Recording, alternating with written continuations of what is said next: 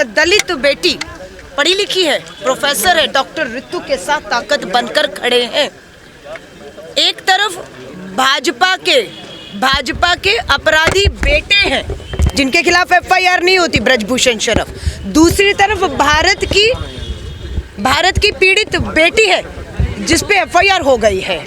ब्रजभूषण के खिलाफ एफआईआर के लिए सुप्रीम कोर्ट का आदेश की जरूरत पड़ी, लेकिन एक पढ़ी लिखी दलित बेटी के साथ अन्याय हुआ है, वो न्याय मांग रही है, उसे नौकरी से निकाल दिया गया। वो अपनी जीविका के लिए प्रधानमंत्री जी का ही तो था, पकोड़े बेचो, बेटी बचाओ बेटी पढ़ाओ के नारे के साथ नारा आया पकोड़े बेचो। आज वो पकोड़े बेच रही है पढ़ी लिखी बेटी और इस पे एफआईआर हो रही है, अन्याय हो रहा है उनके ऊपर। आप देखिए, हमारे एक साथी के ऊपर बताया तेजाब से हमला किया गया है।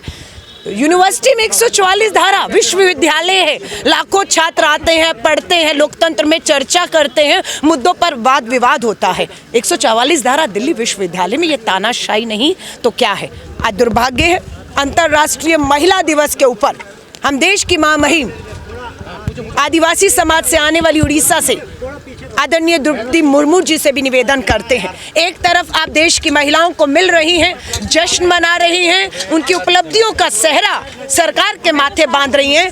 डॉक्टर ऋतु भी दलित समाज परिवार से आती, एक हमारी बेटी आंदोलित कर रही है और ऐसी बहुत बेटियां हैं जो परिवार हैं जो आपसे मिलना चाहते हैं। आदरणीय राष्ट्रपति जी, प्रधानमंत्री जी के पास समय नहीं है। प्रधानमंत्री जी से हमारी मणिपुर की आदिवासी बेटियां जो सामूहिक बलात्कार की शिकार हुई मिलने आई, प्रधानमंत्री जी ने समय नहीं दिया। हरियाणा की पहलवान बेटियां साक्षी मलिक, विनेश फोगाट आई, प्रधानमंत्री जी आपने समय नहीं दिया। बीएचयू में पढ़ने वाली बेटी के साथ सामूहिक बलात्कार होता है, वो न्याय मांगती है, आप समय नहीं देते। आप समय बिल्कुल बानों को भी नहीं देते जिसके 11 बलात्कारियों को रिहा करने का काम आपने किया है।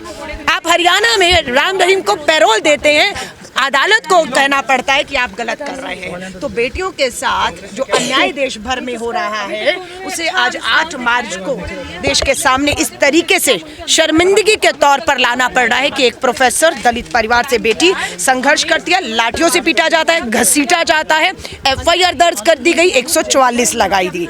तो आज अगर महमूद पराचा जी हूँ, हमारे एक समाज से आते हैं, दलित समाज से दूसरी आती है। आज मेरे साथ पवन खेड़ा जी, सुप्रिया जी, पूरी कांग्रेस। आप अगर यहाँ देखेंगे, जब इन्होंने कहा कि हम अपना स्टॉल पकोड़ों का भारतीय राष्ट्रीय कांग्रेस के दफ्तर में लगाना चाहते हैं, हम भी इन्हें रोक नहीं पाए। जीविका इनका अधिकार है, कमाना पढ़ लिख कर इनका अधिकार है। और आज हम खुशी से तो नहीं कह सकते पवन जी और हम हाथ में पैसा लेकर पकोड़े और चाय, अपनी कैंटीन है पर वहाँ से नहीं, आज इनसे खरीद रहे हैं क्योंकि इनकी उम्मीदों को जिंदा रखना है और इनकी लड़ाई, इनके संघर्ष को हम सलाम करते हैं कि किसी भी दबाव में आकर, किसी भी एफआईआर से, लाठी से जो है डर नहीं रहे, रुक नहीं रहे, झुक नहीं रहे। और यहाँ से बता रही है राष्ट्रपति जी तक पकोड़े लेकर जाना चाहती हैं क्योंकि यही तो प्रधानमंत्री जी का सुझाव था। स्मृति ईरानी जी, महिला बाल विकास मंत्री, महिला आयोग की राष्ट्रीय अध्यक्ष, उन सबके पास जाकर ये पकोड़े बेचकर अपनी ईमानदारी से मेहनत की कमाई कमाना चाह रही है। वो भी अब इस सरकार को मंजूर नहीं है। मोदी जी, आपका परिवार है या नहीं, आपको बताना होगा। मोदी जी मंच से बोलते हैं कि दलितों को मत मारो, मुझे मारो, तब से दलितों पर अत्याचार बढ़े हैं। खोखले उनके भाषण हैं, खोखली उनकी बातें हैं, इसलिए क्योंकि जब सच्चाई और धरातल पे बात आएगी तो सच्चाई ये होगी। ये दलित बेटी है आपकी, पढ़ी लिखी प्रोफेसर है, नौकरी से निकाल दी गई है, पकोड़े तल रही है, क्या आपत्ति है? कौन सा अपराध है पकोड़े तलना? आप इन्हें तो प्रधानमंत्री जी रास्ता दिखाया, पकोड़े तलना। और अभी एक नहीं, अनेकों, लाखों, करोड़ों युवा इसी तरह हर गली मोहल्ले चौराहे पर पीएचडी की डिग्रियां टांग टांग के पकोड़े तलने का काम शुरू करने वाले हैं, हमें पता चला है। दूसरी तरफ बेबूदी कह रहे हैं पूरा देश मेरा परिवार है। मैं तो कह रही हूँ, लिखिए डॉक्टर ऋतु आपका परिवार है या नहीं है, हम पूछना चाहते हैं। एफआईआर दर्ज कर दी गई आपसे। साक्षी मलिक आपका परिवार का हिस्सा है या नहीं? बिल्किस बानो परिवार का हिस्सा है या नहीं?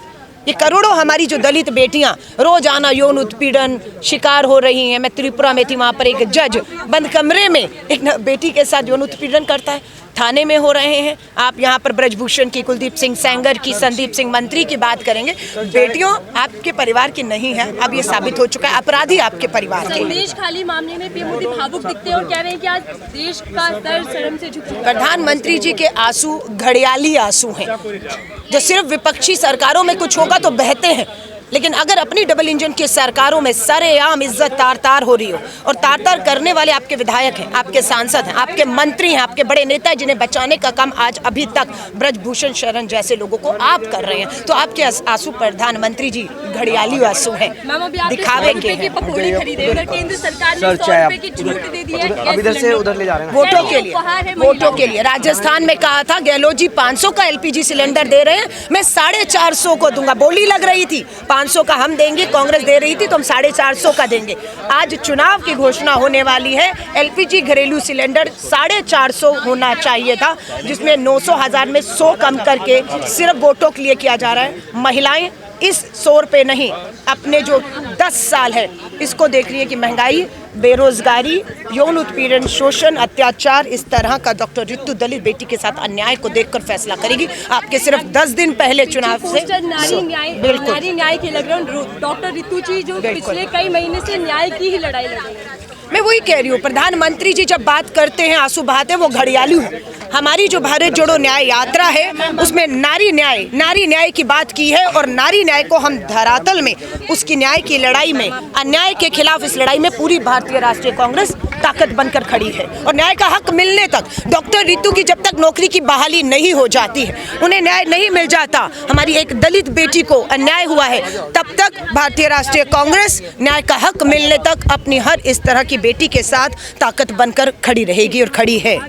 सुप्रिया जी, नाम देश की बेटी पकौड़े। देख सकते हैं देश में आज एक बड़ी खबर आपके सामने निकल के आ रही है। पीएचडी कोई महिलाएं जिस तरीके से आज पकौड़े बेचने को यहाँ पर मजबूर है। आप पीछे तस्वीरों में देखेंगे महिला न्यासी हैं। राहुल गांधी की जिस तरीके से भारत जोड़ो न्याय यात्रा के अंदर लगातार इस मुद्दे को उठाया जाता है अपने मंचों से कि महिलाओं को न्याय मिलना जरूरी है। जिस तरीके से उनकी भागीदारी की बात करते हैं, आर्थिक न्याय की बात करते हैं कि महिलाओं को किस तरीके से आर्थिक रूप से आज भी देश के अंदर पिछड़ापन, उसको लेकर के राहुल गांधी लगातार अपने यात्रा में इन बातों को उठाते हुए दिखते हैं। लेकिन आज की जो तस्वीरें हैं वो पीएचडी की हुई एक महिला के डॉक्टर रितु लगभग 200 दिनों से जिस तरीके से लगातार उनका प्रदर्शन दिल्ली विश्वविद्यालय पर चला आ रहा है अपने न्याय की मांग को लेकर के। लेकिन आज की जो तस्वीरें हैं जिस तरीके से पकौड़े तलते हुए आप डॉक्टर रितु को देख सकते हैं, बड़ा सवाल यह है कि प्रधानमंत्री नरेंद्र मोदी जिस तरीके से मंचों से महिला सम्मान की बात करते हैं, लेकिन आज एक दलित समाज की बेटी पकौड़े तलने के लिए क्यों मजबूर हो गई है, बड़ा सवाल उठता है। क्योंकि आज महिला दिवस की बधाइयां भी जिस तरीके से बड़े बड़े नेताओं के द्वारा आ गई।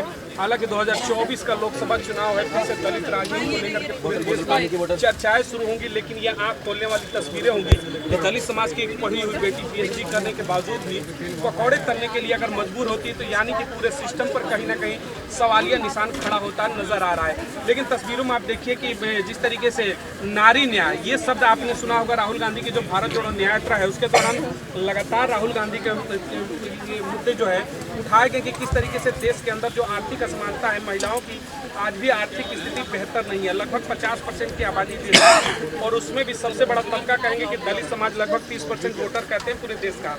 उन महिलाओं की स्थिति क्या है उसको देख करके आज दिल्ली के जिस तरीके से कांग्रेस कार्यालय की तस्वीर आप देख रहे हैं कि किस तरीके से पकौड़े तलने के लिए पीएचडी की हुई बेटी यहाँ पर खड़ी है।